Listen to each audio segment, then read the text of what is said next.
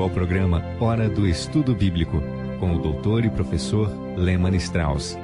Este estudo é o resultado do tempo pessoal com o Senhor, da experiência de ministério pastoral e das conferências bíblicas do Dr. Lehmann Strauss, que nos instrui e encoraja com o ensino da Palavra de Deus. Agora com você, Hora do Estudo Bíblico, na apresentação de Aurélio Campos. No capítulo 3 de Daniel, vemos o evento histórico e exato em cada detalhe.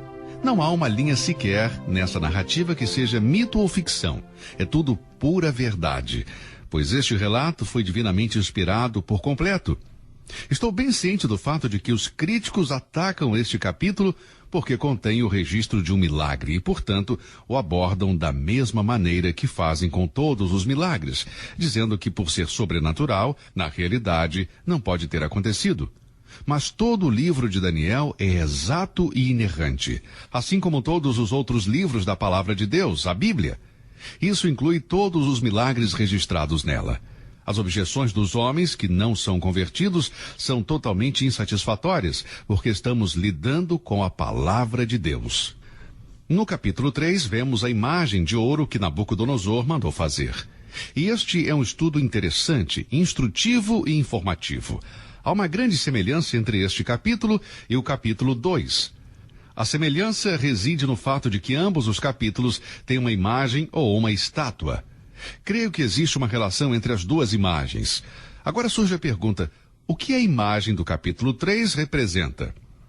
As especulações e suposições variam muito e vão desde um deus babilônico ao símbolo do poder da Babilônia e ao próprio Nabucodonosor. Embora muito possa ser dito sobre estas primeiras 3 suposições, creio que a segunda e a terceira parecem ser as mais lógicas. A estátua provavelmente representava o próprio rei Nabucodonosor e o poder mundial, ou seja, o Império Babilônico, do qual ele era o cabeça. O fato dele ter construído esta imagem de ouro pode ter sido resultado da interpretação de Daniel sobre o sonho do rei, no capítulo 2, quando Daniel disse ao rei: "Tu és a cabeça de ouro". Portanto, temos aqui uma semelhança. No entanto, existem alguns grandes e óbvios contrastes entre as duas estátuas.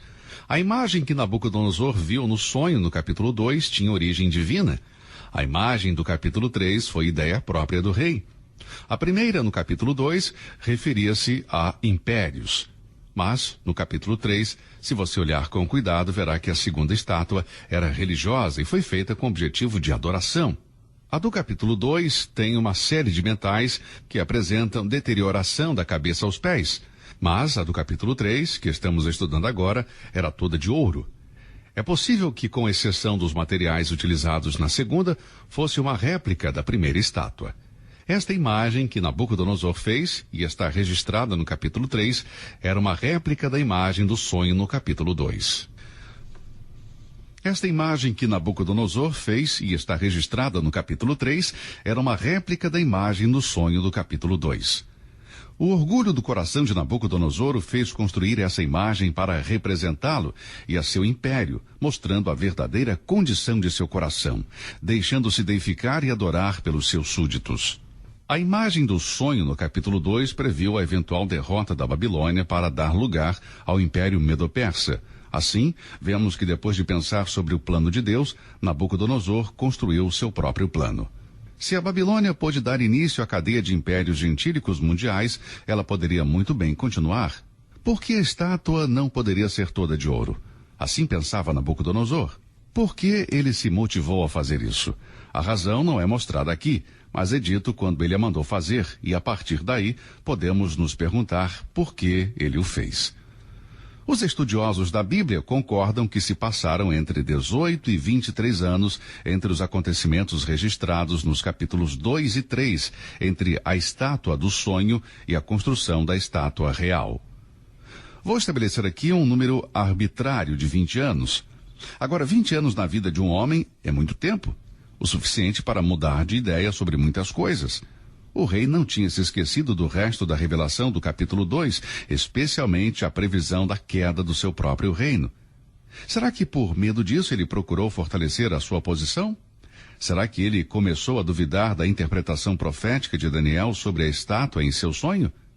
Será que ele pensou que talvez não iria morrer, mas viveria para manter o poder no reino? Não podemos responder a isso de uma maneira dogmática.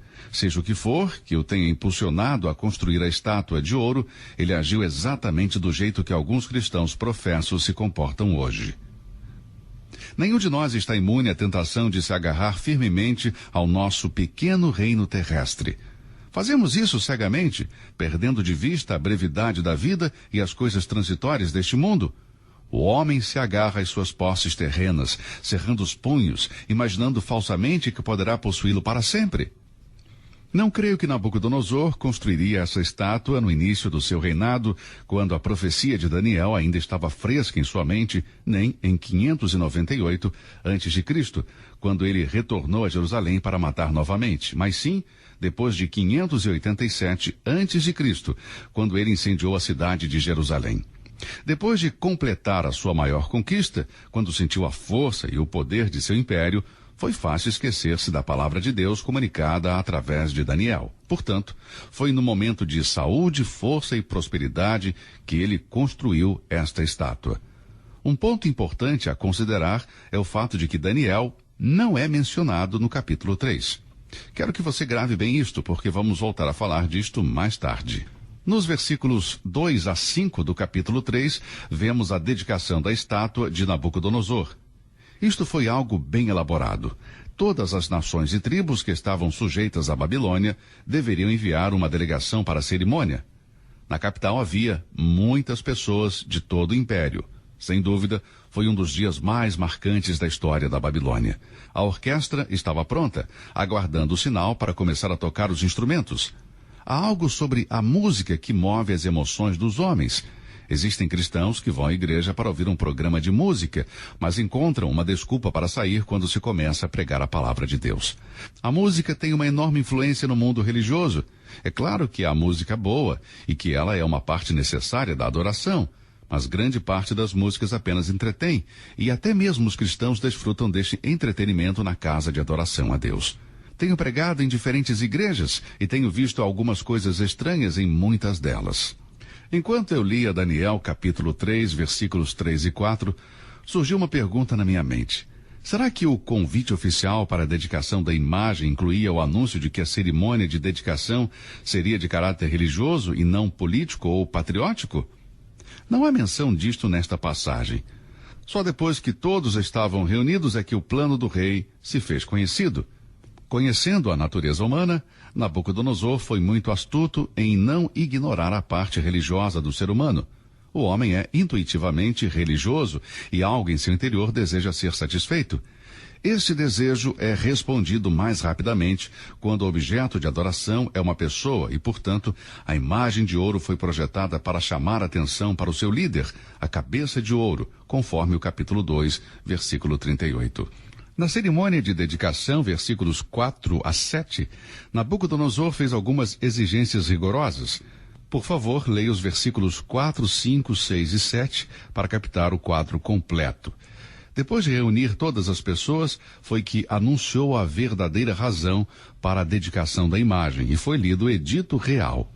A ordem era que, quando se ouvisse o som da buzina, todo mundo deveria se curvar diante da estátua e honrá-la. A palavra usada no texto é adorar, e ela é mencionada 11 vezes. Pegue uma caneta e sublinhe a palavra adorar nos versículos 5, 6, 7, 10, 11, 12, 14, 15, 18 e 28. Você logo vai perceber claramente o significado religioso deste ato. Não subestimemos o significado político e patriótico, mas era uma reunião que exigia a adoração de todos os súditos do Império da Babilônia. A imagem de ouro que representava a Babilônia e a Nabucodonosor devia ser adorada, e isto seria um ato religioso para todos os povos, nações e línguas. Capítulo 3, versículo 4. Todos deveriam adorá-la. As ordens eram estritas, e o castigo para aqueles que se rebelassem era tão severo que ninguém se recusaria a obedecer. Através da música, a emoção das pessoas foi despertada, e isso, por si só, deveria produzir os resultados desejados. O medo de ser jogado vivo numa fornalha ardente convenceria a todos. Assim, Vemos que 2 meios foram utilizados para persuadir e intimidar as pessoas para adorar este ídolo. Este é o modo de Satanás agir, usando a superstição e medo, o que leva muitas pessoas ao mundo das falsas religiões. E o diabo tem tido sucesso com as massas da sociedade. Foi assim na Babilônia e também é assim hoje. No capítulo 3, versículo 7, lemos: Portanto, no mesmo instante em que todos os povos ouviram o som da buzina, da flauta, da harpa, da sambuca, do saltério e de toda espécie de música, prostraram-se todos os povos, nações e línguas, e adoraram a estátua de ouro que o rei Nabucodonosor tinha levantado. O edital era claro: ou se ajoelhariam ou morreriam. E as pessoas se curvaram diante da estátua. O imperador foi publicamente reconhecido como cabeça do Estado e cabeça da religião. A visão de seus súditos se curvarem diante dele deve ter enchido o rei de orgulho. Se a estátua do capítulo 2 também significava que após a Babilônia viria o Império Medo-Persa, em seguida o grego e o romano e finalmente o reino do Filho de Deus, a estátua do capítulo 3 era uma resposta desafiadora de Nabucodonosor para Deus. Este rei não se contentou em ser a cabeça, ele queria ser o corpo inteiro. Se é bom ser a cabeça de ouro, por que não ser o corpo todo e de ouro? Se os tempos dos gentios começavam com a Babilônia, então por que não podiam continuar e terminar com a Babilônia? Assim, com a dedicação de sua imagem, Nabucodonosor deve ter pensado que a Babilônia iria continuar até o fim dos tempos. Ele estava agindo em nome da religião sob o pretexto de piedade. Bem, quando chegamos aos capítulos 8 a 15, vemos que há um desafio por parte de alguns poucos fiéis, 3 para ser exato. O desafio dos 3 amigos de Daniel não foi registrado separadamente, mas aparece no relatório ao rei por certos caldeus. Em seu relatório, podemos deduzir que a inveja e o ciúme motivaram sua ação. No capítulo 3, versículo 12, lemos: Há uns homens judeus, os quais constituíste sobre os negócios da província de Babilônia, Sadraque, Mesaque e Abidnego. Estes homens, ó rei, não fizeram caso de ti. A teus deuses não servem, nem adoram a estátua de ouro que levantaste. O que esses caldeus estavam fazendo aqui? Parece-me que eles estavam mostrando seus sentimentos pessoais sobre o assunto. Daniel e seus amigos eram os únicos judeus cativos que haviam sido colocados em posições de liderança. Eu não penso que o restante dos judeus em cativeiro se curvou diante da estátua. É preciso lembrar aqui que apenas foram convidados para a dedicação os que tinham alguma posição de liderança. Estes representavam o povo e levariam o relatório da dedicação e do decreto do rei a eles. Os caldeus que deram relatório ao rei conheciam estes 3 judeus. Quando esses mesmos caldeus foram condenados à morte por não revelar o sonho do rei, as orações de Daniel e de seus amigos os salvaram. Então, que ingratidão vemos nesta passagem. Poderíamos pensar que esses homens seriam eternamente gratos, mas não. O seu relatório ao rei foi preciso e, embora se aproximaram dele de acordo com o protocolo, eles foram motivados por ciúmes. Se não fosse isso, por que os caldeus não pagaram o ato de misericórdia que receberam, tentando salvar os 3 judeus? Após ouvir o relatório, Nabucodonosor ficou furioso. Sua fornalha ardente estava quente, mas ele estava muito mais quente ainda. Ele achou que sua raiva era justificada porque havia promovido esses estrangeiros a cargos de importância, e agora eles estavam ignorando seu edito. Permaneceram de pé quando deveriam se curvar à imagem. Não respeitaram as ordens do rei ou dos seus deuses. Mas apesar de sua raiva, o rei deu-lhes o benefício da dúvida e deu-lhes outra oportunidade. Perguntou-lhes se o relatório era correto, versículo 14. Então ele disse que seriam salvos se eles mudassem de ideia e se curvassem diante da imagem. E finalmente ele disse no versículo 15: Agora, pois, se estáis prontos, quando ouvirdes o som da buzina, da flauta, da harpa, da sambuca, do saltério, da gaita de foles e de toda a espécie de música, para vos prostrardes e adorardes a estátua que fiz, bom é. Mas, se não adorardes, sereis lançados na mesma hora dentro da fornalha de fogo ardente. E quem é o Deus que vos poderá livrar das minhas mãos? Que mudança na atitude de Nabucodonosor em relação ao Deus verdadeiro! 20 anos atrás, ele havia dito a Daniel, capítulo 2, versículo 47, certamente o vosso Deus é Deus dos deuses, e o Senhor dos reis é revelador de mistérios, pois pudeste revelar este mistério. Mas agora, mal se pode acreditar que os mesmos lábios e do mesmo coração vem essa blasfêmia, que Deus vos poderá livrar das minhas mãos. O rei estava com muita raiva, mas logo descobriria sua fraqueza. Creio que Nabucodonosor sinceramente acreditava que seu Deus era maior do que o Deus da Bíblia, o Senhor de Israel. Bem, vejamos agora a defesa apresentada por estes 3 judeus nos versículos 16 a 23. Com fé e coragem, estes 3 jovens não apresentaram desculpas e não pediram ao rei por uma segunda chance, não voltaram atrás. Observe que não houve insolência ou arrogância em suas respostas, mas confiança no seu Deus poderoso e fiel, em cujas mãos tinham colocado os seus corpos e almas. Simplesmente responderam: não necessitamos de te responder sobre esse negócio. Versículo 16. Mas não pararam por aí. Com confiança, asseguraram a Nabucodonosor que Deus era poderoso para livrá-los da fornalha ardente e de suas mãos. Creio que aqui temos algumas lições práticas para nós.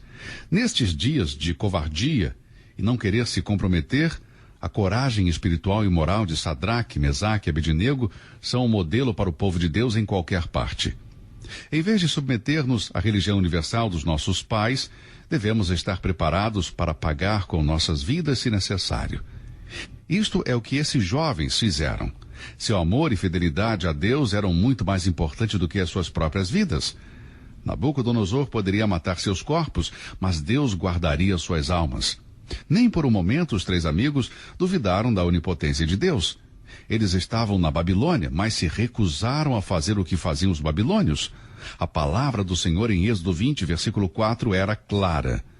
Não farás para ti imagem de escultura, nem alguma semelhança do que há em cima dos céus, nem embaixo da terra, nem nas águas debaixo da terra. Eles tinham uma boa razão para não se curvarem, sendo obedientes à palavra de Deus. Eles tinham de se recusar a obedecer à ordem do Estado. Com a sua confiança no Deus de todo o poder, eles podiam dizer abertamente o que diz Hebreus 13:6.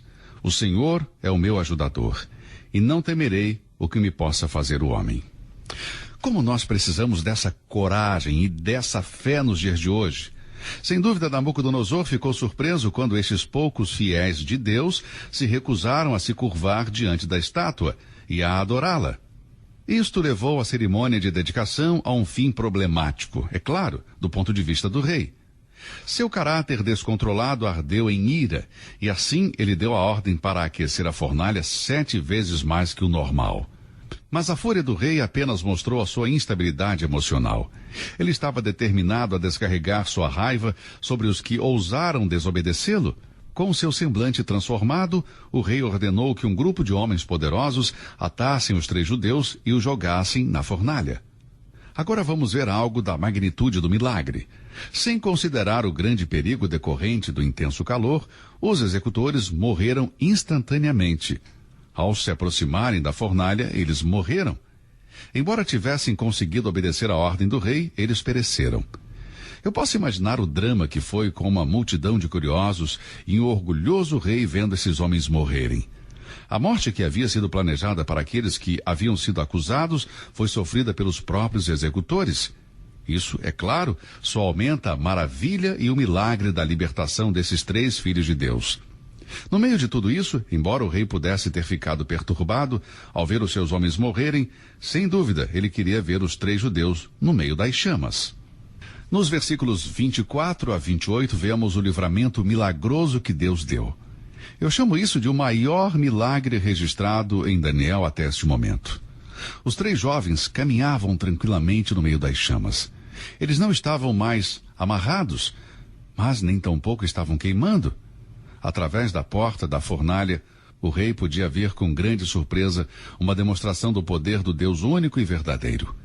As chamas tinham consumido as amarras, mas não danificaram nem um só fio de cabelo das cabeças dos fiéis e leais filhos de Deus. Embora o rei estava sentado a uma distância segura das perigosas chamas, ele estava assistindo o que estava acontecendo quando de repente se levantou surpreso. Reunindo seus conselheiros, ele perguntou, versículo 24, não lançamos nós dentro do fogo 3 homens atados? Responderam e disseram ao rei, é verdade, ó rei. No versículo 25, lemos o que o rei disse. Eu, porém, vejo 4 homens soltos, e o aspecto do quarto é semelhante ao Filho de Deus. Ele viu uma misteriosa divindade a quem se referiu como um anjo de Deus, versículo 28. Esse cenário teria sido suficiente para assustar qualquer homem. Os 3 homens nas chamas estavam intactos, andando. Eles não estavam procurando uma fuga, mas estavam felizes em permanecer no fogo. E o rei pagão estava convencido de que os homens na fornalha estavam sendo preservados do fogo e que algum ser sobrenatural agora caminhava no meio deles. Mas quem era esta 4ª pessoa que Nabucodonosor pensava ser um deus ou um anjo? Bem, eu estou convencido de que aqui temos uma teofania, uma aparição de nosso Senhor Jesus Cristo antes da encarnação. Essa 4ª pessoa era o próprio Filho de Deus. Não foi o Senhor Jesus que tempos depois disse, eis que estou convosco até a consumação dos séculos? No momento em que os seus fiéis seguidores o necessitavam, o Deus Filho, o Eterno, veio para acompanhar e protegê-los enquanto eles estavam no meio das chamas. O Deus que havia feito uma promessa a seu povo a cumprir literalmente, preservando Sadraque, Mesaque e Abednego. Aqui está a promessa, em Isaías 43:2. Quando passardes pelas águas, estarei contigo. E quando pelos rios, eles não te submergirão. Quando passares pelo fogo, não te queimarás, nem a chama arderá em ti. Nabucodonosor viu a manifestação de Deus no fogo e tinha certeza de que havia algo milagroso e sobrenatural em tudo isto. Não posso passar rapidamente pela palavra de testemunho de Nabucodonosor sobre os 3 servos de Deus. O rei disse que eles haviam entregue os seus corpos. Você já percebeu isso no capítulo 3, versículo 28? Eles haviam entregue seus corpos apenas a Deus e não a outros deuses. Romanos 12:1 diz, rogo-vos, pois, irmãos, pela compaixão de Deus, que apresenteis os vossos corpos em sacrifício vivo, santo e agradável a Deus, que é o vosso culto racional. Sadraque, Mesaque e Abednego estavam fazendo seu culto racional, sua adoração racional. Estavam adorando o Deus verdadeiro e se recusaram a curvar-se diante de deuses falsos. Amigos, não pode haver uma entrega total a Jesus Cristo sem a entrega do corpo. O cristão que mente ou fofoca ainda não consagrou sua língua ao Senhor. Apresentar cada membro do corpo é um modo de vida para os cristãos em todos os tempos. E este rei ímpio reconheceu que ali estavam 3 judeus adorando o verdadeiro Deus ao entregar seus corpos em sacrifício vivo. Reflita sobre isso. Muito obrigado por ouvir este programa. Que Deus o abençoe e até o próximo estudo. Você ouviu Hora do Estudo Bíblico com o professor e doutor Leman Strauss, na apresentação de Aurélio Campos. Se você deseja ouvir novamente esta mensagem, visite a nossa página na internet www.bbnradio.org. Fica o convite para você nos acompanhar amanhã, neste mesmo horário, aqui na BBN. Hora do Estudo Bíblico é uma produção da BBN.